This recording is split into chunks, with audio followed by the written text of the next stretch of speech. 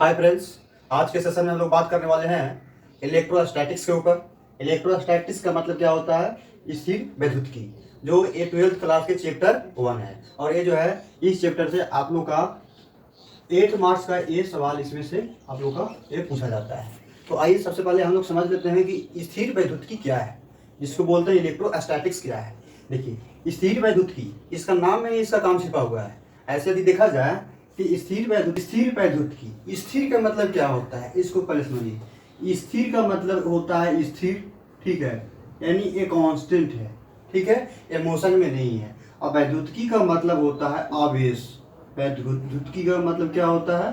आवेश। वैद्युतिकी का मतलब आवेश होता है। और यदि इसे इंग्लिश टर्म को देखें, यहाँ पे इलेक्ट्रोस्टैटिक्स को देखिए, इलेक्ट्रो का मतलब होता है इलेक्ट्रॉन, यानी आवेश के बारे में बोलेगा, अर्थात इसको बोलिए चार्ज, ठीक है। इलेक्ट्रो का मतलब क्या होता है? चार्ज। और स्टैटिक्स का मतलब होता है रेस्ट। यानी इस चैप्टर में हम लोग क्या पढ़ने वाले हैं? तो इस चैप्टर में हम लोग पढ़ेंगे चार्ज के रेस्ट कंडीशन के बारे में हम लोग पढ़ेंगे, यानी स्थिर आवेश के बारे में हम लोग पढ़ेंगे। स्थिर का मतलब स्थिर, वैद्युतिकी का मतलब आवेश समझिए, यानी इसमें स्थिर वैद्युतिकी के बारे में हम लोग पढ़ेंगे। यदि इसे इंग्लिश टर्म को देखा जाए, विद्युत स्थिर वैद्युतिकी, इलेक्ट्रोस्टैटिक्स, यानी इलेक्ट्रो का मतलब चार्ज और स्टैटिक्स का मतलब रेस्ट, यानी charge will be rest condition. इसमें चार्ज किस कंडीशन में रहेगा? तो रेस्ट कंडीशन में रहेगा। तो यदि इसे हम परिभाषित करें तो क्या लिख सकते हैं? इलेक्ट्रोस्टैटिक्स किसे कहते हैं या स्थिर वैद्युतिकी किसे कहते हैं, ठीक है। तो यदि इसे परिभाषित करें तो भौतिक विज्ञान के जिस शाखा में स्थिर आवेशों का अध्ययन किया जाता है उसे क्या बोलेंगे? विद्युत स्थिर वैद्युतिकी बोलेंगे, ठीक है। या इस भौतिक विज्ञान के इस शाखा में हम लोग स्थिर आवेशों के बारे में अध्ययन करेंगे, उसे क्या बोलेंगे? स्थिर वैद्युतिकी, ठीक है। यदि इसे इंग्लिश में बोले तो कैसे बोल सकते हैं, ठीक है? That branch of science in which electrostatics is that branch of science in which we study about charge in rest condition। यदि चार्ज के रेस्ट कंडीशन के बारे में हम लोग पढ़ेंगे तो किस चैप्टर में पढ़ने वाले हैं? तो इलेक्ट्रोस्टैटिक चैप्टर में हम लोग पढ़ेंगे। यहाँ से आप लोग एकदम याद कर लेना है कि यदि चार्ज के रेस्ट कंडीशन में हम लोग पढ़ें तो किस चैप्टर पढ़ेंगे? तो इलेक्ट्रोस्टैटिक्स में पढ़ेंगे। स्थिर वैद्युतिकी में हम लोग को पढ़ना है कि स्थिर वैद्युतिकी चैप्टर चल रहा है, तो हम लोग को ये समझ में आ जाना चाहिए कि चार्ज किस कंडीशन में रहेगा। तो चार्ज हमारा जो रहेगा रेस्ट कंडीशन में रहेगा, यानी ये चार्ज स्थिर रहेगा, यानी यह गति नहीं करेगा। चार्ज जो है मोशन में बिल्कुल नहीं रहेगा। अब बात ये रहा कि यदि हम स्थिर आवेश के बारे में अध्ययन करेंगे तो इलेक्ट्रोस्टैटिक्स में अध्ययन करेंगे, और यदि हम गतिमान आवेश के बारे में अध्ययन करेंगे तो इसमें नेक्स्ट चैप्टर में हम लोग पढ़ना है विद्युत धारा के बारे में, ठीक है, करंट इलेक्ट्रिसिटी के बारे में पढ़ना है। तो ये आगे नेक्स्ट वाला चैप्टर में हम लोग गतिमान आवेश के बारे में हम लोग अध्ययन करेंगे। फिलहाल ये चैप्टर आप लोगों का स्थिर वैद्युतिकी जो है ये 8 नंबर का पूछा जाता है। तो सबसे पहले इसका देख लीजिए, स्थिर वैद्युतिकी क्या है? तो स्थिर वैद्युतिकी भौतिक विज्ञान के जिस शाखा में स्थिर आवेशों के बारे में अध्ययन किया जाता है उसे क्या कहते हैं? स्थिर वैद्युतिकी कहते हैं। सबसे पहले इसका डिफिनेशन लिख लेते हैं। हाँ, तो इसका डिफिनेशन अब देख लेते हैं।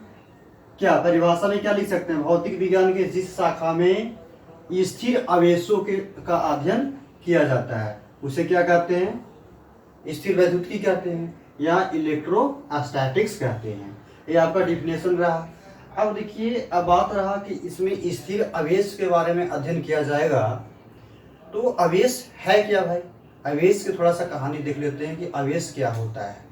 यहाँ से तो इस चैप्टर से ये सीखने को मिला, स्थिर वैद्युतिकी में ये सीखने को मिला कि इस चैप्टर में हम लोग जितना भी टॉपिक पढ़ना है, जितना भी डिस्कशन करेंगे, आवेश रहेगा रेस्ट कंडीशन में, यानी स्थिर रहेगा।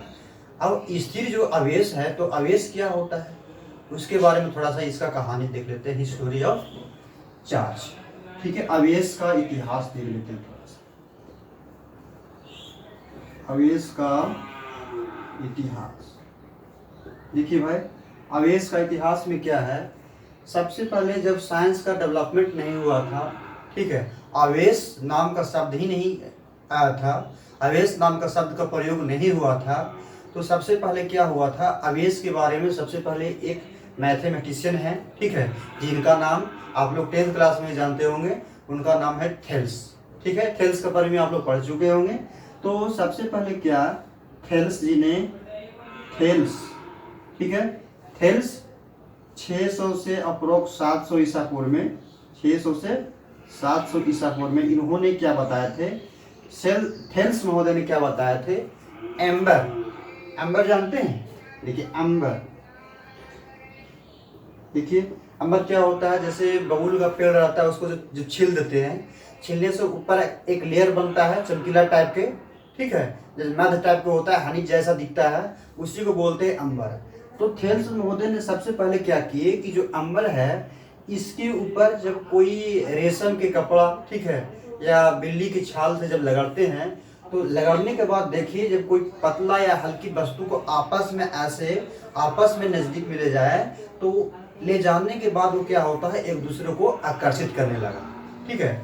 जब ये अंबर की, जो अंबर है जो बबूल के पेड़ पे रहते हैं, ऐसे जब छिलते हैं उसके बाद में ऐसा हनी की जैसा दिखता है, जब उसको क्या करते हैं, किसी पतले रेशम के कीट या बिल्ली की छाल, ठीक है, चमड़ा वगैरह से अगर लगड़ते हैं, लगड़ने के बाद यदि कोई वस्तु को क्या करता है, उसके समीप ले जाते हैं तो अपनी ओर आकर्षित करने लगता है।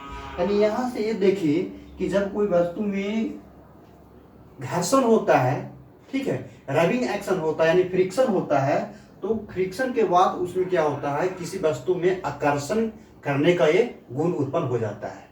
सबसे पहले ये थेल्स बताए थे, ठीक है, ये सिर्फ यही बताया था कि ये अंबर या हो गया बिल्ली की छाल, ठीक है, बिल्ली की छाल को आपस में जब लगड़े तो इसमें क्या उत्पन्न हुआ, वस्तु में जो हुआ आकर्षण गुण उत्पन्न हो गया, ठीक है। यहाँ वस्तु में किस प्रकार के प्रॉपर्टी क्रिएट हुआ, तो ये आकर्षण का गुण उत्पन्न हो गया। उसके बाद दूसरा आते हैं, देखिए दूसरा आते हैं, ठीक है, दूसरा वैज्ञानिक का नाम है डॉक्टर गिलबर्ट, ठीक है, दूसरा वैज्ञानिक का नाम है डॉक्टर गिलबर्ट, ठीक है,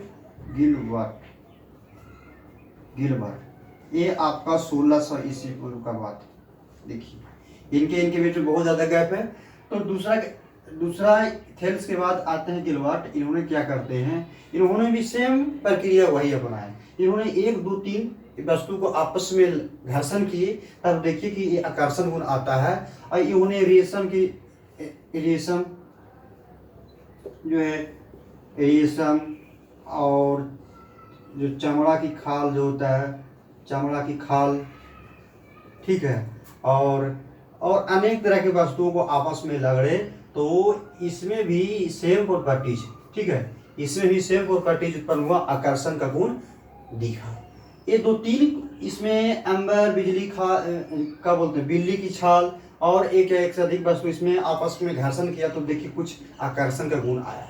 तो इसके बाद जो है इनमें कुछ ज़्यादा इसमें डिटेल्स नहीं बता पाए, तो उसके बाद डॉक्टर गिलबर्ट आते हैं, रेशम, चमड़ा, ठीक है, और क्या बोलते हैं एबोनाइट की छड़ वगैरह से, इसमें एबोनाइट की छड़, ठीक है, एबोनाइट की छड़ वगैरह से इसमें लगड़ते हैं, तो लगड़ने के क्रम में इसमें भी आकर्षण प्रॉपर्टीज आ जाता है, आकर्षण का गुण आ जाता है। उसके बाद इन्होंने ही देखे कि इसमें थोड़ा कुछ बताया था आकर्षण का गुण आता है, इन्होंने और बता दिए कि आप भी सही बोल रहे हैं, इनका जो नियम है, इनका मतलब कि जो बताया कि आकर्षण का गुण आता है, इन्होंने इस नियम से मतलब कि सहमति हो गए कि नहीं आप सही बोल रहे हैं। इसके बाद तीसरा नंबर पे आते हैं थॉमस ब्राउन, ठीक है, तीसरा नंबर थॉमस ब्राउन, ठीक है। इन्होंने तो देखिए थेल्स ही बताया कि वस्तु में आकर्षण का गुण आता है, गिलबर्ट भी बताया कि हाँ आप भी सही बोलते हैं, आकर्षण का गुण आता है लगड़ने के बाद। और इन्होंने बताया कि आकर्षण ही नहीं, जब किसी वस्तु को आपस में लगड़ा जाता है तो आकर्षण और विकर्षण, यानी आकर्षित करेगा और दूर हटाएगा, विकर्षित करेगा, ये दोनों गुण आता है, ठीक है, वस्तु में लगड़ने के बाद, यानी अट्रैक्शन और रिपल्शन प्रॉपर्टी एक वस्तु में क्रिएट होता है। तो इन्होंने बताया, देखिए थेल्स बताए आकर्षण आता है, यही बता दिए कि ठीक है आकर्षण का प्रॉपर्टीज आ जाता है किसी वस्तु में रगड़ते हैं तो। लेकिन थॉमस ब्राउन ने कुछ, ठीक है 1600 अप्रोक्स 1642 ईस्वी की बात है, ठीक है, थॉमस ब्राउन ने इन्हीं मतलब प्रॉपर्टीज का अध्ययन करते हुए और डेवलपमेंट किए, ठीक है, विकसित किए। और इन्होंने क्या बताया कि आकर्षण ही नहीं, उस वस्तु में विकर्षण की प्रॉपर्टी भी आ जाती है। यानी इन्होंने बताया आकर्षण और विकर्षण, ठीक है, आकर्षण और विकर्षण, आकर्षण और विकर्षण, आकर्षण और विकर्षण की प्रॉपर्टीज आ जाती है, ठीक है। तो यहाँ तक हम लोग समझ लिए कि सबसे पहले थेल्स ने बताया कि आकर्षण, ये भी बताया कि अट्रैक्ट करता है। लेकिन थॉमस ब्राउन जी बताया कि यदि किसी वस्तु को आपस में रगड़ा जाता है, यानी बिल्ली की छाल या एवोनाइट की छड़ के ऊपर रगड़ा जाता है, तो देखते हैं किस वस्तु के नज़दीक में ले जाकर के किसी वस्तु को आकर्षित करता है और किसी भी वस्तु को विकर्षित करता है। यानी कोई वस्तु को आकर्षित करेगा और कोई वस्तु को विकर्षित करता है। अभी देखिए फिलहाल इसका नाम अभी कुछ नहीं पड़ा है, अभी यहाँ तक बात चला है कि आकर्षित करता है, आकर्षित करता है, आकर्षित और विकर्षित दोनों करता है। इसके बाद एक और फेमस साइंटिस्ट जिनके नाम क्या है, बेंजामिन फ्रैंकलिन, ठीक है, चौथे नंबर के वैज्ञानिक आते हैं बेंजामिन फ्रैंकलिन। फिलहाल इसको अभी आप स्क्रीनशॉट ले लीजिए, इसके बाद चलते हैं ऊपर की ओर।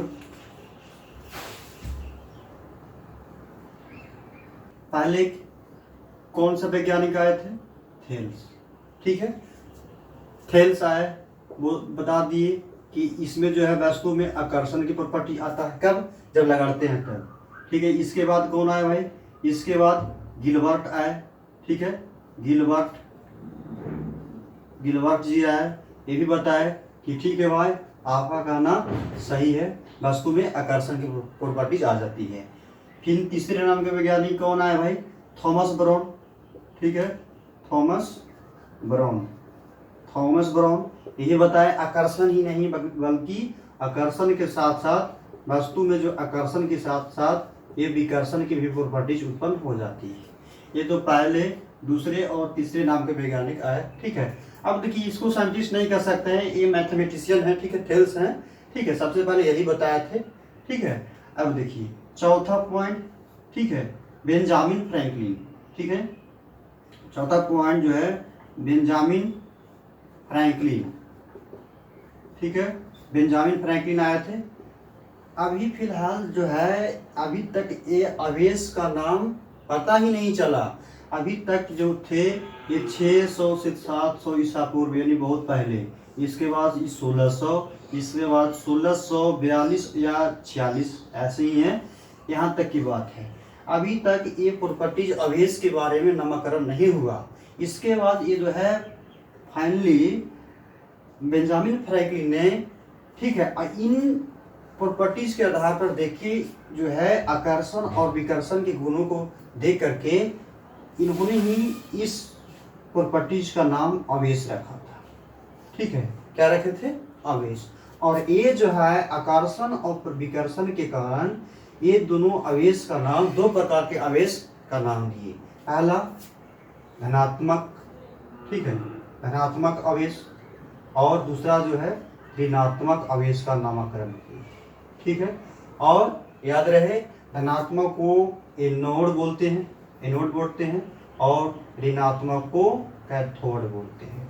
और इसका याद करने का मेन तरीका क्या है, देखिए ए मीन्स क्या होता है, ऐड होता है, ADD ऐड, यानी जो एनोड रहेगा क्या रहेगा, प्लस रहेगा, और एक प्लस तो एक अपने आप माइनस हो जाएगा। अधिकतर स्टूडेंट भूल जाते हैं कि एनोड मीन्स प्लस होता है, एक कैथोड मीन्स प्लस होता है, तो याद रहे ए मीन्स क्या, ऐड होता है, ऐड मीन्स क्या, प्लस, तो याद रख लेना कि ये धनात्मक होगा, तो कैथोड क्या हो जाएगा, ऋणात्मक होगा। तो यहाँ से चार्ज का, आवेश का कंसेप्ट आया था, ठीक है। तो ये आप लोग का पूर्ण जो है आवेश का इतिहास रहा। सबसे पहले थेल्स जी बोले कि जब कोई वस्तु को एम्बर या किसी छाल से, ठीक है, अगर लगड़ते हैं तो उसमें जो है आकर्षण की प्रॉपर्टीज आ जाती है। उसके बाद गिलबर्ट जी बताए कि आप जो कह रहे हैं इससे सहमत है, एक या एक से अधिक एक्सपेरिमेंट किए, एवनाइट की छड़ लिए, कोई चमड़ा लिए, ठीक है, ऐसे लगड़ करके देखे तो उसमें अधिक आकर्षण की प्रॉपर्टीज आ जाती है। उसके बाद ये दोनों आकर्षण बोले। और थॉमस ब्राउन जी बताए आकर्षण ही नहीं बल्कि यह विकर्षण की प्रॉपर्टी भी आ जाती है।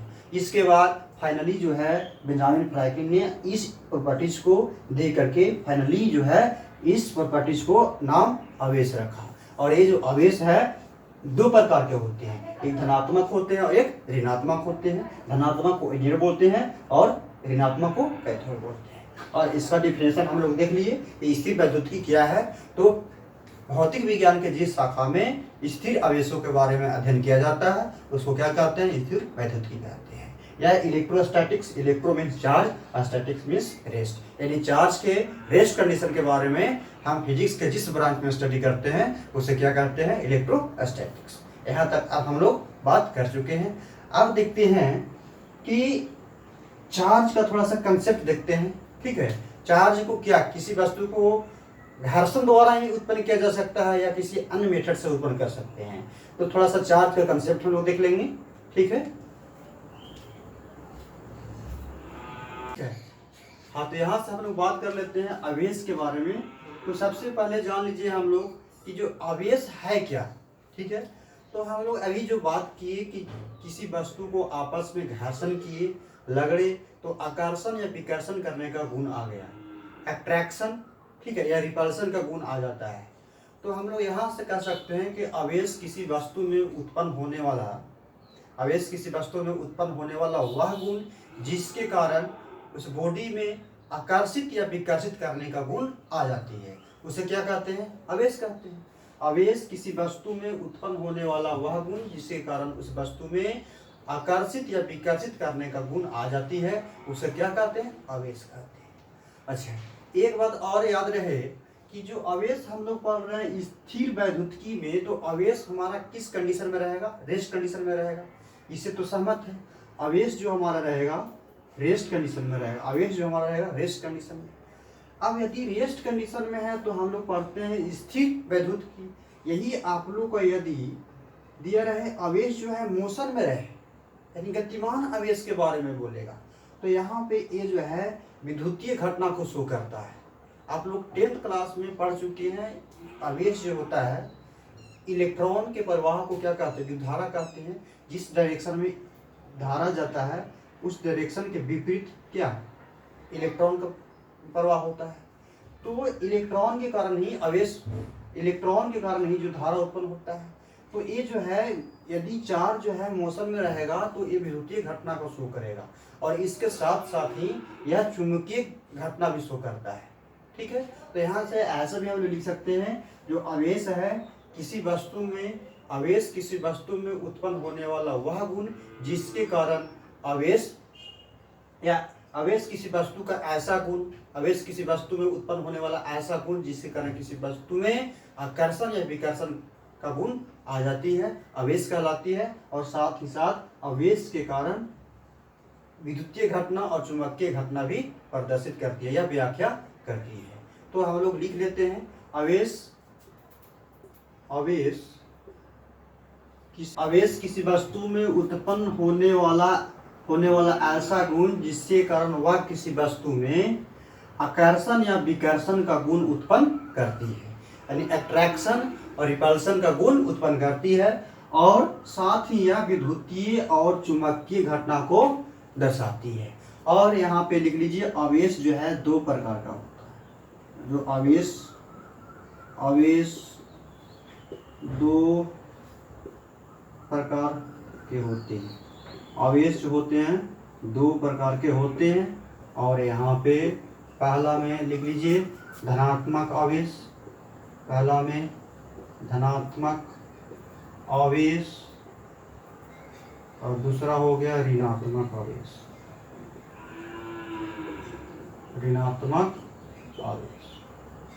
ठीक है, यानी ये प्लस हो गया, प्लस चार्ज, और ये आपका हो जाएगा माइनस चार्ज।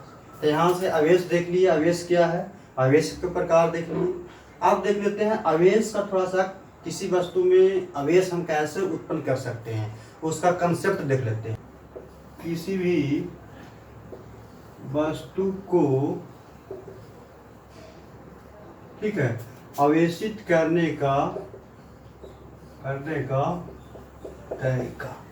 ठीक है, तो सबसे पहले हम लोग ये देख लीजिए थोड़ा सा बेसिक कंसेप्ट कि ये मान लिया जाए आप लोग का ए एटम है, ठीक है, परमाणु, ठीक है, ए क्या है, परमाणु। यहाँ से ही चार्ज का कंसेप्ट आया, देखिए थोड़ा सा ये धनात्मक ऋणात्मक का कंसेप्ट आता है।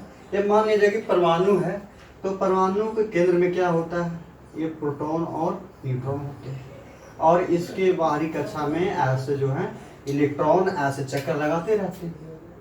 ठीक है, बाहरी कक्षा में इलेक्ट्रॉन चक्कर लगाते रहते हैं। ये 2 इलेक्ट्रॉन होंगे, इसमें 8 इलेक्ट्रॉन होंगे, 2 2 4 5 6 7 और 8। ठीक है, यानी 2n स्क्वायर के अनुसार इलेक्ट्रॉन का कुलफिल होता है। ठीक है, तो फिलहाल हम लोग ये जानिए कि इलेक्ट्रॉन जो होते हैं ये परमाणु की कक्षा में बाहरी कक्षा में चक्कर लगाते रहते हैं। अब थोड़ा सा ये देखिए कि मान लिया जाए कि हम एक इलेक्ट्रॉन, ठीक है, एक इलेक्ट्रॉन में कितने चार्ज होता है, तो एक इलेक्ट्रॉन में जो चार्ज होता है 1.6 × 10⁻⁻⁹ कूलम चार्ज होता है। और इसमें जो प्रोटॉन होते हैं, प्रोटॉन का नेचर कैसा होता है, तो धनात्मक होता है। याद रख लेना है कि जो प्रोटॉन का जो नेचर होता है प्राकृतिक होता है धनात्मक, और इलेक्ट्रॉन होता है ऋणात्मक। तो 1.6 × 10⁻⁻⁹ कूलम।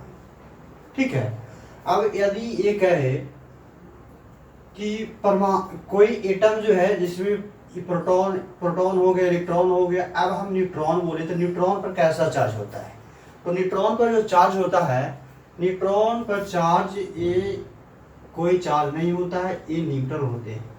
यानी ये जो न्यूट्रॉन होते हैं यह उदासीन होते हैं। क्या होते हैं, उदासीन होते हैं। अब यहाँ से इसका कंसेप्ट थोड़ा सा समझिए, उदासीन, न्यूट्रॉन का उदासीन होने का मतलब क्या है। ठीक है, थोड़ा सा इसका बेसिक कंसेप्ट समझना है। यहाँ तक तो ये समझ में आ जाना चाहिए, जो इलेक्ट्रॉन बोले हैं, इलेक्ट्रॉन का मतलब ये माइनस चार्ज, और प्रोटॉन बोले हैं तो प्लस चार्ज, और न्यूट्रॉन में कोई चार्ज नहीं होता, यानी उदासीन होता है। यानी कोई भी बॉडी का उदासीन होने का क्या मतलब है, कोई भी बॉडी का यदि हम उदासीन बोल रहे हैं, यानी ये बॉडी जो है न्यूट्रल है, इसका मतलब क्या होता है, थोड़ा समझिए। न्यूट्रल का मतलब ये नहीं होता है कि उस बॉडी में कोई चार्ज नहीं है। न्यूट्रल का मतलब ये होता है कि उस परमाणु में किसी भी बॉडी में उपस्थित यदि प्लस चार्ज और माइनस चार्ज दोनों इक्वल हो जाए तो दोनों आपस में कैंसिल होकर के टोटल चार्ज यानी नेट चार्ज बोल सकते हैं। नेट चार्ज 0 हो गया तो बोलेंगे कि वो बॉडी क्या है, उदासीन है। यानी कहने का मतलब है, देखिए कहने का मतलब ये है कि ये मान लिया जाए कि बॉडी है, इसमें 5 गो इलेक्ट्रॉन है और 5 गो जो है प्रोटॉन, यानी 5 गो जो है माइनस वाला 5 गो है और प्लस वाला 5 गो है। अब देखिए माइनस वाला 5 गो है और प्लस वाला 5 गो है, तो आपस में कैंसिल हो जाएगा। तो यदि नेट चार्ज इसमें देखे, कुल आवेश यदि देखे, नेट चार्ज उस बॉडी में नेट चार्ज देखे तो क्या हो जाएगा, 0 हो जाएगा।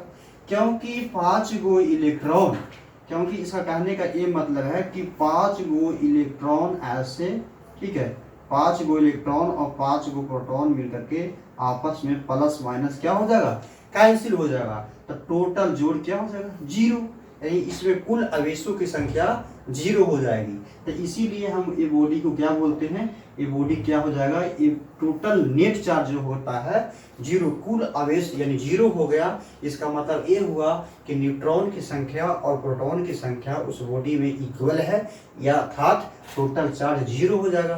तब हम बोलेंगे वह बॉडी क्या है, उदासीन है।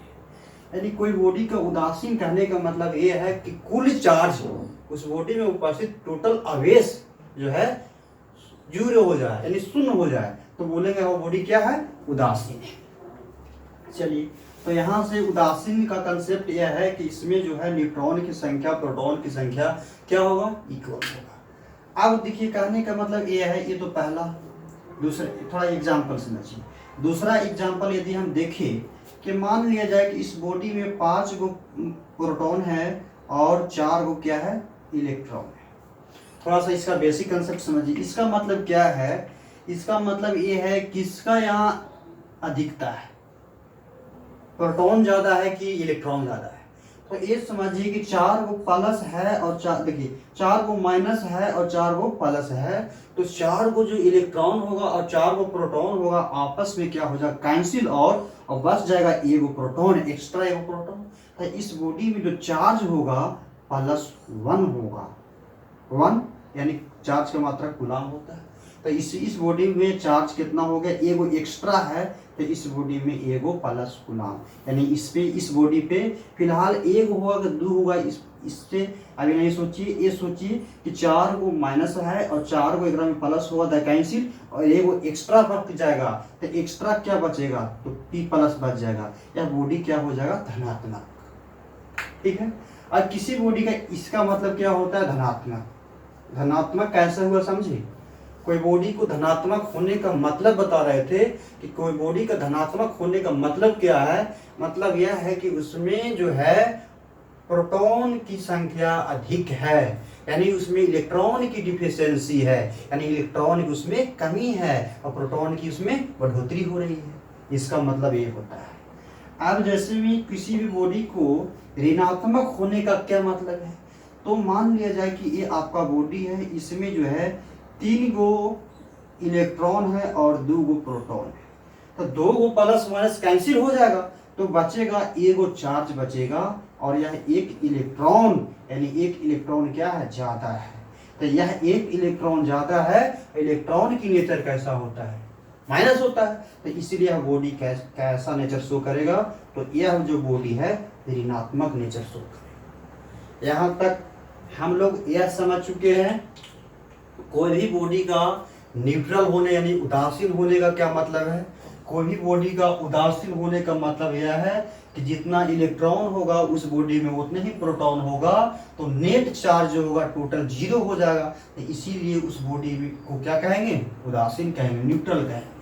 किसी भी बॉडी को धनात्मक होने का क्या मतलब है कि इसमें प्रोटॉन की संख्या क्या है, अधिक है, और इलेक्ट्रॉन की संख्या कम है।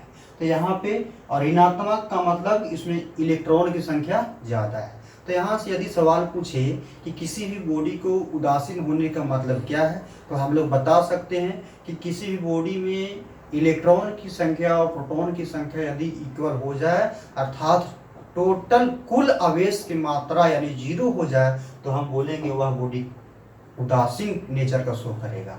अब बोलेंगे किसी बॉडी में प्रोटॉन की संख्या अधिकतम है एज कंपेयर टू इलेक्ट्रॉन की तुलना में, अर्थात बोले प्रोटॉन की संख्या अधिकतम है, तो अधिकतम का मतलब प्रोटॉन का चार्ज कैसा होता है, प्लस, तो वह बॉडी धनात्मक प्रकृति का शो करेगा। अब इसमें इलेक्ट्रॉन की संख्या अधिकतम है, तो यह जो ऋणात्मक प्रकृति शो करेगा। तो यहाँ से हम लोग लिख लिए कि कोई बॉडी को उदासीन, धनात्मक, ऋणात्मक क्या बोलेंगे। ठीक है, अब देखिए यहाँ से थोड़ा सा और कंसेप्ट है, थोड़ा सा इसका स्क्रीनशॉट लेना है तो आप लोग ले सकते हैं। फिलहाल ठीक है, कोई बॉडी न्यूट्रल है यानी उदासीन है, कोई बॉडी न्यूट्रल यानी उदासीन है, और दूसरा जो धनात्मक है, ठीक है, जो बॉडी धनात्मक है, और तीसरा जो बॉडी क्या है, ऋणात्मक है, तीसरा बॉडी ये ऋणात्मक है। तो इसका पर्पस बता दिए, यानी इसका जो मेन रीजन था बता दिए। कोई बॉडी जो उदासीन होगा, इसका मतलब ये है कि नेट जो चार्ज होगा उस बॉडी में नेट चार्ज क्या हो जाएगा, 0, यानी अर्थात कहने का मतलब है इस बॉडी में जो प्लस और माइनस वाला जो होगा, प्लस वाला और माइनस वाला दोनों साइन क्या हो जाएगा, यानी प्रोटॉन की संख्या और इलेक्ट्रॉन की संख्या आपस में इक्वल हो जाए, तो ये न्यूट्रल हो जाए। अब इसमें किसी बॉडी को धनात्मक होने का मतलब क्या है कि इसमें जो है प्रोटॉन की संख्या क्या अधिकतम होगी एज कंपेयर टू इलेक्ट्रॉन की तुलना में, और इसमें जो है क्या होगा, इलेक्ट्रॉन की अधिकतम होगी। अब देखिए थोड़ा सा, ये तीसरा एग्जाम्पल था, 3 एग्जाम्पल दिए। अब थोड़ा सा एक दूसरा टाइप के एग्जाम्पल देख लीजिए, कंडीशन 2 वाला एग्जाम्पल। बस मान लिया जाए, ठीक है, मान लिया जाए एक कोई बॉडी है, ठीक है, इस बॉडी से इसमें 5 गो इलेक्ट्रॉन है और 5 गो इलेक्ट्रॉन है, 5 गो प्रोटॉन है, और इस बॉडी से हमने 3 गो इलेक्ट्रॉन को निकाल दिया। कितना इलेक्ट्रॉन निकाला है, 3 इलेक्ट्रॉन को निकाल दिया। जब इसमें 5 के में से 3 को इलेक्ट्रॉन को निकाल देंगे तो इसमें कितना इलेक्ट्रॉन बचेगा? 2 इलेक्ट्रॉन बचेगा। 2 इलेक्ट्रॉन बचेगा, 2 को इलेक्ट्रॉन बचेगा। और प्रोटॉन को तो नहीं निकाले है ना, पी वाला को तो नहीं निकाले हैं, 3 को निकाल दिए हैं। अब देखिए यहाँ से ये देखना है कि जिसमें इलेक्ट्रॉन, यानी इस बॉडी से हमने इलेक्ट्रॉन को निकाल दिया, यानी इलेक्ट्रॉन निकाल देंगे। पहले था 5 को, अब निकाल दिए। पहले तो था 5 को, अब निकाल देंगे 3 को निकाल दिए तो क्या बचेगा? 2 को बचेगा। तो अब इसमें देखिए किसकी संख्या अधिक है, तो यानी प्रोटॉन की संख्या अधिक है, अर्थात 2 से 2 कैंसिल हो जाएगा, यानी 2 इलेक्ट्रॉन 2 प्रोटॉन को कैंसिल आउट कर देगा। अब कितना बचेगा? 3 को बच जाएगा, 3 को ना बचेगा। तो यहाँ पर 3 को क्या बचेगा?